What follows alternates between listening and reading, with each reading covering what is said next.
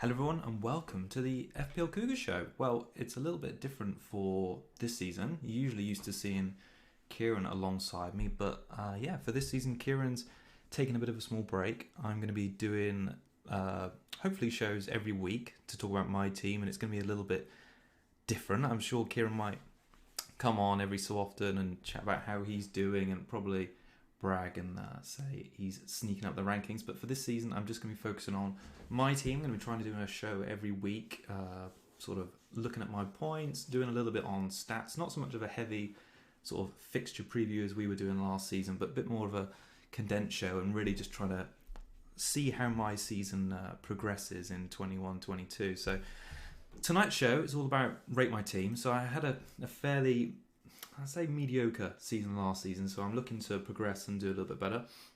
So I've got my team up on the screen now, and it's more of a rate my team episode today, just to get some sort of viewer feedback. And as I talk through the players I've selected so far, just a week to go until the start of the season. So hopefully they'll get some good feedback and make some good selections. So let's start it in sort of goalkeepers. I've opted for the double Watford back line of Backman and Foster. Been a bit of a tricky. Well, you always start with your goalkeepers and think you don't want to spend too much money there. And in seasons past, I've tried to typically spend 2 4.5s. It's been very rare in the 8 years or so that I've been playing that I've had sort of a 6 million price goalkeeper. So it's been a difficult one to choose between the 4.5 options this season. Sanchez, obviously, at Brighton looks like a good option. He's got a good rotation there, of the backup being 4 million as well. I sort of feel like Brighton had some great defensive numbers last season, but so much so that he didn't really seem to be getting that many save points, and also at the same time they couldn't be relied on for their clean sheet points. And I'm taking a bit of a risk on the unknown Watford again in the Premier League. They obviously had a good defensive record last season, but I quite like the security of Backman and Foster being the literal backup to Backman at 4 million. So yeah, they seem to have picked themselves quite nicely. And I'm fairly happy. I'm fairly happy with them as picks at the moment. But who knows as we get a bit closer towards the season. In defence, I've gone with the tried and tested Trent Alexander-Arnold, of course. 7.5 million. Happy to spend it on him. Bit of a sort of a close battle, a bit of a decision to be made there, whether to go him or Robertson, of course. Robertson at 0.5 cheaper, but I've opted for Trent. I just feel like he's got a bit of a bigger goal threat, assist threat, and it just looks... I suppose he had a poor season by his standards last time and came close to Trent in sort of overall points. So I feel like if he can play a full season, I expect him to sort of get back to the sort of the heights he did the season before last.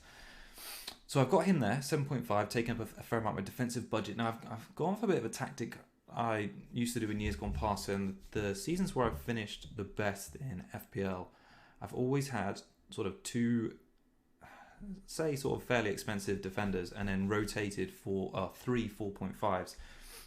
So I'm trying that tactic again this season. I should say none of these are sort of nailed on picks at the moment, but I think White is a really good option. I mean, Arsenal last season, I think they had the third highest amount of clean sheets after City and Liverpool. The fact that he's gone there for big money makes me think he's going to be central to that, and I feel like he's an option there you can play and rotate quite nicely. And 4.5 million, it seems a bit silly not to have him from the start. So White, I think, is pretty much my first choice at the 4.5s at the moment. Loughton is coming sort of my second pick there. So Burnley defence, typically you're going to get between sort of 10 and 12 clean sheets from Burnley a season. I'm not going to play them every week, but if they have a sort of a good fixture, I'll play them. Loughton currently makes it into my side for game week 1 with that nice home fixture against Brighton. I expect, despite how they were at home last season, I kind of feel like they're going to get back to their best there. Veltman, he's a bit of an interesting one, really. I've got Veltman in from Brighton.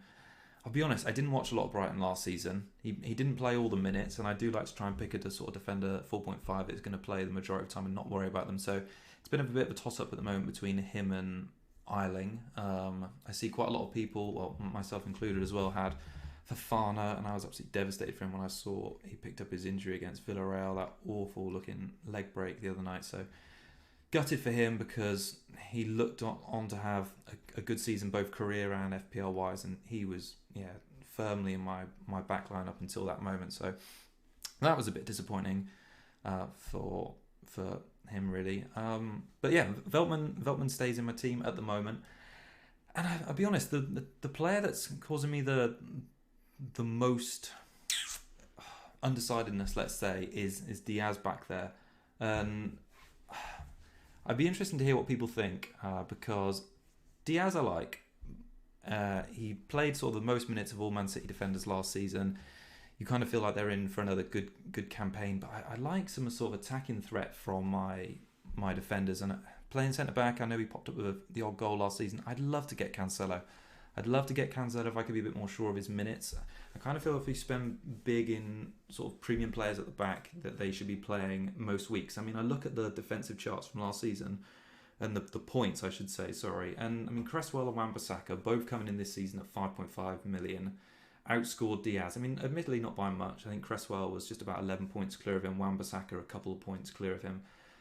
But they offer some good price, and I wonder if there's going to be a player who's 5.5 this season, maybe even 5, who will rise through the ranks and sort of be up towards the top of the standings for defenders come the end of the season. So Diaz, basically up until yesterday, was nowhere near my team, and I had Chilwell in it. I really, this season, have been thinking I'm going to try and pick a game week 1 team, which is almost like a free hit team, and Chilwell was looking like he could be a really good option, and I kind of thought home game against Crystal Palace, that looks like let's say a fair good chance of a clean sheet, and there could be potential for some attacking returns. So Chilwell was in there, but the fact he's not featured in pre-season at all yet does make me a little bit concerned. But perhaps if he plays, or we hear that they may have played a behind closed doors game up in the week next week, I may look to bring Chilwell back in and then move him on. Just like I say, if I'm going to play him for a free hit and move him on for maybe a Man City defender when I know what their backline looks like for that tasty home game against Norwich in game week 2. I've just seen in the chat, Tottenham TV says Wilson is injured. I saw that. I saw that news a little bit earlier actually, and I haven't thought about Wilson, but we'll get to him. My front line is getting torn apart really. With Ings' arrival at Southampton. Ings' arrival from Southampton. Watkins has gone out of my team, so yeah, it's a difficult one because Ollie Watkins was in there all season. So I've been trying to chop and change my front line and my front 7 around, which I'll sort of get onto now. But yeah, we'll see how I land on the strikers. Mark's just made a comment in the chat. Nice to see him again. That's nice. Yeah, it's weird. It feels like it's a bit strange to not have Kieran to bounce my ideas off, but it's good to be talking about FPL again. You said Dean instead of Diaz until you walk out. That it's a good shout again. Dean is one of those players who I had in one of my drafts, and again he has a good game week 1 fixture. And the reason I keep mentioning this game week 1 free hit is I feel like in seasons past I've picked players who I feel like I want maybe in the first, let's say, 4 to 6 game weeks, and they really falter in game week 1. Like Diaz away at Tottenham, if I was playing like a free hit game, I just wouldn't want him in the team. And I look at my bench and I kind of feel like, oh, maybe I'll play White or play Veltman in that game week 1 game, and then you think, why do you spend that much money? So yeah, Diaz could easily become maybe even Rudiger, but maybe Dean. So I'm trying to pick players who I think have got a good game week 1 fixture and a good chance of giving me a springboard. I mean, I know in seasons past maybe people watching have played their triple captain in game week 1 before. It's not something I've done, but I quite like the idea of coming out the gate quite strong this season. So yeah, I think I'm trying to pick the majority of players who are playing at home and have got good fixtures on paper.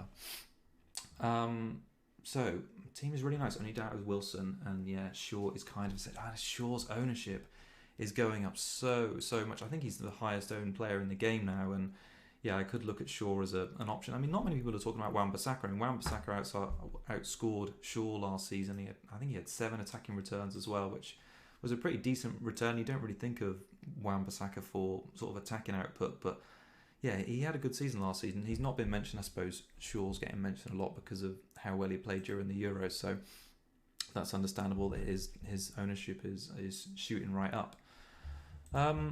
All right, shall I move on and talk about my midfield? I think it's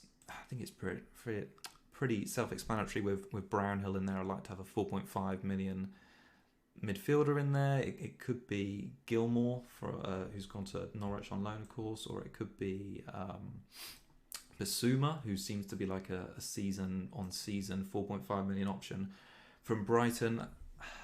The other players, I mean, the whole Fernandes, I suppose, dilemma at the moment, Fernandes out or Fernandes in for the start of the season.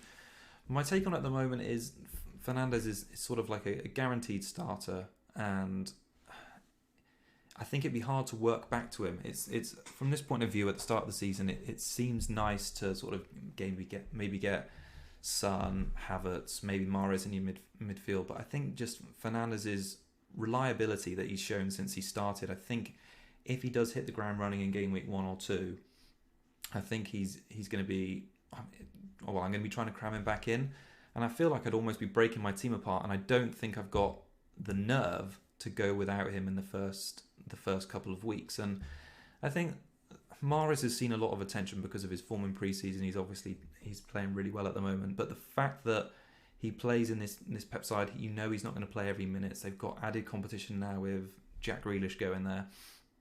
I think it's going to be difficult to rely on a Man City player to start every game week, and I wouldn't want to get burned in a game week where you think you're relying on Mahrez to score points or Havertz to score points. Who's again, he had Havertz is, I mentioned him because he's I'd say he's part of the Twitter template almost.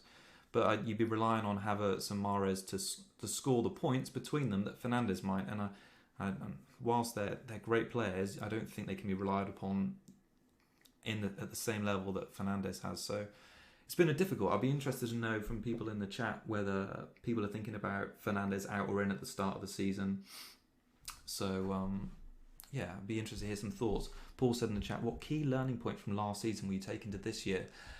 I think probably the main one this year is to feel happy that the decisions I'm making are my own. I feel like the last couple of seasons for sure, I've definitely, since we did the show, we had a lot of people talking to us on Twitter all the time. I've sort of stepped away from Twitter, but Kieran does keep up the FPL Cougars channel on there and does engage with people, which is great. But I found that I would just scroll through teams and see people's thoughts on things, and whilst it was really great, and I think some people find it really useful and like hearing the conversation about it, I was really easily swayed on decisions, and then if things didn't come off, I'd sort of be not blaming myself. I think I feel happy if I made a decision, or not happy, but let's say if I made a decision and it went wrong, at least I know that I made this decision. So I feel that, yeah, this season especially, I would just want to be a bit more decisive in my decisions and, yeah, not take them too seriously if they go wrong. And so I think that's my approach for this season. Whether I can maintain it, I don't know. We'll see. But generally speaking, this season I'm looking to have a better season. So I hope that doing these shows, when I'm looking at sort of more stats on a sort of a weekly basis, I'm going to have a more sort of a clear thinking of what I'm going to do, rather than taking on too many opinions from other people's screenshots. So yeah, we'll see. The rest of my midfield, well, for a long time Smith Rowe was in there. 5.5 million, starter for Arsenal, just got his new contract. Looks like he'll be playing the number 10 role the majority of the time this season. I kind of felt like that was such good value. It'd be silly to ignore it, but typically as the pre-season's gone on, he's played, but he's not returned, and as soon as you watch other players play and return, you kind of think, well, I need them. So Smith Rowe was kind of made way. So Harvey Barnes, someone I absolutely loved last season, had him for a fair amount of time before he got injured. Typically, I think that the time I sort of got rid of him for a bit, and the time I brought him back in was at the start of the double game week, the big one when United had the triple game week last season. And he obviously got injured in that first game, and that's when he sort of took his time out. But last season, his points per match was absolutely incredible. I think from all players, I think it was only Lingard, Fernandes, Salah, Son, and basically all of the Man City mids that outscored his points per match. So 5 points per match he was averaging last season, and 7 million. That's the cheapest of sort of the top of the cheapest of all midfielders. That was higher than Mane, higher than Sterling, higher than Rashford. So yeah, he really did well last season. I kind of hope that he's recovered fully from his injury and he can show some of that form from last season. So yeah, Barnes is sort of like a player I like. He's not too heavily selected. I think he's in under 10% of teams at the moment, so he's a bit of a nice differential. And I think Leicester have got a decent run of fixtures. I'm just a little bit unsure about their defensive stability moving into the new season. They've got a lot of injuries back there, like I mentioned at the top of the show, for Fana, so don't know how that's going to impact their attacking output. They've obviously bought, I think it's Daka, and they've obviously got Varley there, Iheanacho. Maddison at the moment looks like he's staying, so there is a lot of competition for places, but I think Community Shield this weekend will give a better indication of what Barnes is, or what Barnes means to that first 11, really. So yeah, looking forward to seeing that game at the weekend, and yeah, we'll see how it goes. Buendia, now an interesting one, because he's obviously been in the Premier League before, playing for Norwich. In the season they came up, obviously got relegated again, which I think it was 2019, 2020. He had a decent season, 1 goal, 7 assists, 94 points in total, and I think he played about 2,000. Well, I think he missed about sort of 600 minutes of play. So he was pretty. Let's say he was pretty involved for a poor Norwich team, and I feel like his move to Aston Villa is a good one, and the players they brought in as a result of the Grealish sale look promising. But I wonder how. My only concern with it is he's obviously playing in a new team, and they've got quite a new front line. How long is it going to take for them to gel? I think he's best placed of all of those players to perform well, because it looks like he's going to be given the number 10 role. We know how clinical Danny Ings can be.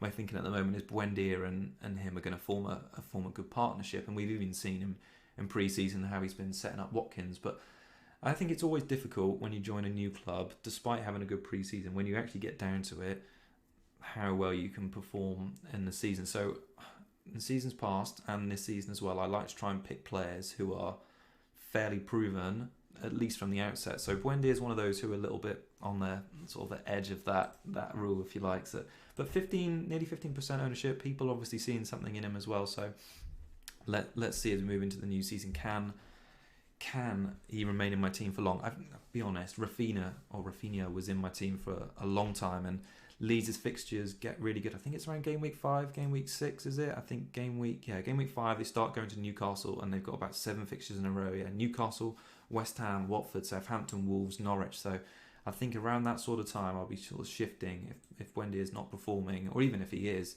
and Rafinha looks good as well. I could easily see that be a sideways move there. I've just seen Tottenham TV. Just subscribe and like the live channel. Thank you. Yeah, I've got to be honest, guys. Doing the first show here, it does feel, without Kieran to bounce off, it feels a little bit strange. But I think as the season goes on, there's actually matches to talk about that aren't pre-season games. Then yeah, it should start to flow a bit more. Right, let's talk about my attack at the moment, because I've got sort of 3 mid-price options up there.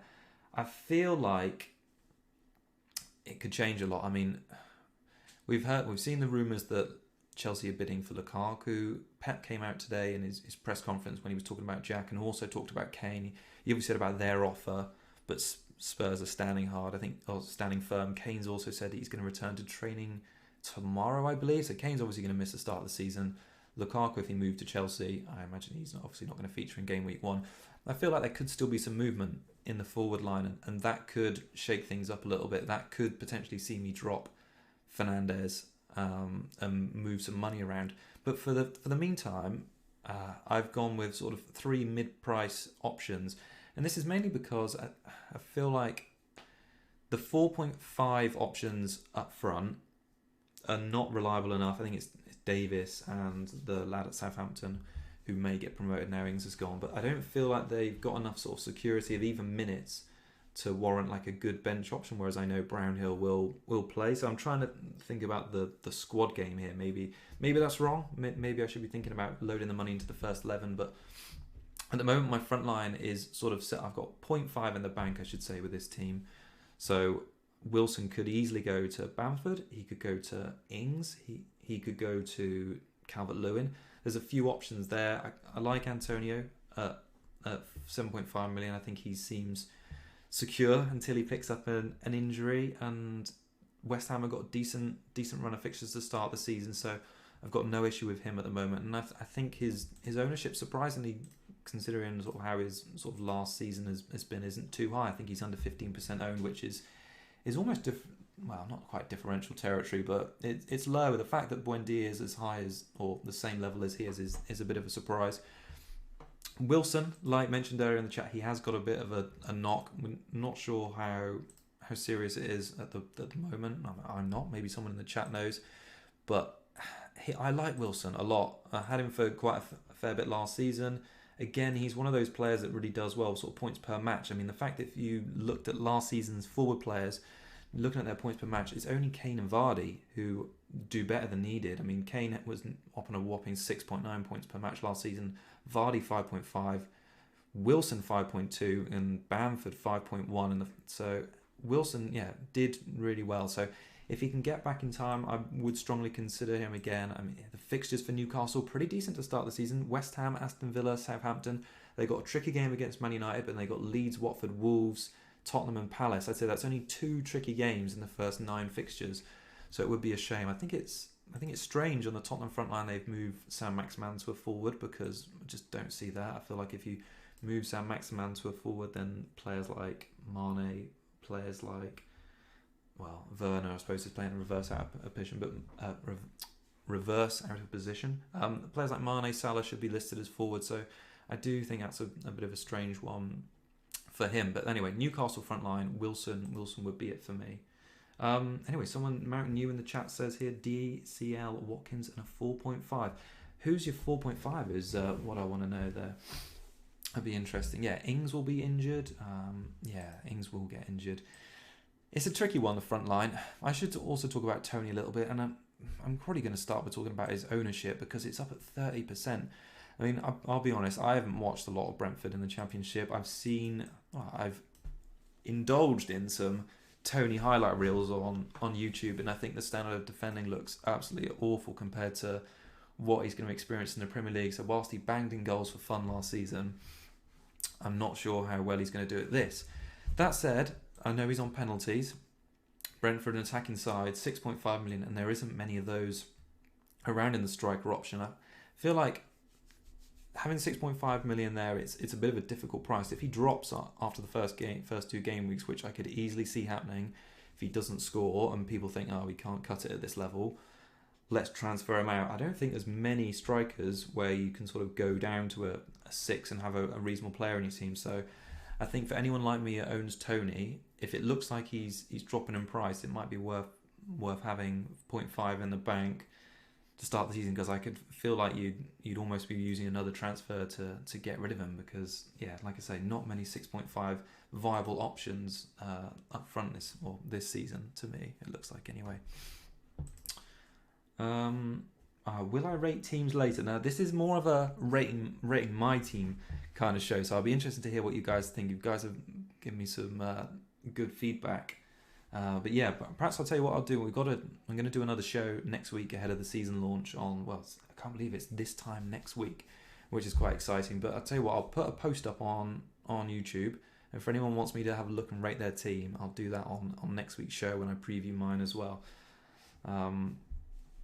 So someone else has said that as well. Badarama or Mo, link to submit team. I'll post. So what I'll do after this show, if you're not already subscribed, check on the channel and subscribe. In the post section, I'll put up a little post that say submit sort of a link to your team or an image of it. I'll get it sorted, and next week we can run through some teams. Right, I think that almost sort of covers the initial Rate My Team show, really. I've gone through it. I feel like my biggest question marks going into the final game week, certainly around Wilson with his injury, definitely around Tony, and a little one on Buendia, and an even smaller one on Diaz. So there's 4 players, but which I think out of a squad of 15 isn't too bad. I think 11 players pretty set on with a week to go is good. That said, it'll take one transfer like Ings out of nowhere, and I'll scrabble around to change everything, because that's just the nature of the beast at the moment. So we've got a week to survive without any transfers. Right, well, thanks everyone for joining me. Tonight's inaugural solo FPL Cougars show. What a nerve-wracking affair. I'll be back next week, and I'll be doing a Rate My Team show. I'll have the link to the new FPL Cougars mini league, which will have been reactivated. So I hope you'll join. I got to say, we had thousands of people in it the last 2 seasons. In fact, we're up to about 3,000 or 4,000 now, which is amazing. So thank you everyone for taking part in that. And yeah, we'll look forward to doing more streams as the season. I'm going to be doing a stream a week and just looking at stats, just talking through players and really just documenting my journey and hopefully being able to interact with you guys and hearing how you all are getting on as well. So yeah, looking forward to it. Thanks everyone, and I'll see you next time. Goodbye.